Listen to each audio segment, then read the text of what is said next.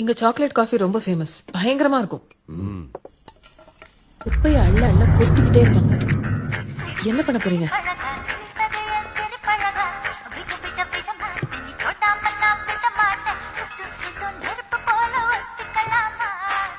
அண்ணா நான் கிளம்புறேன்.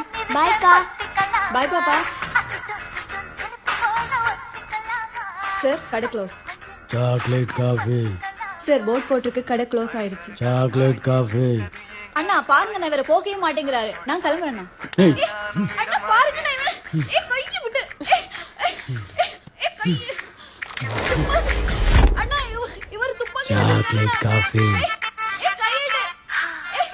Chocolate coffee.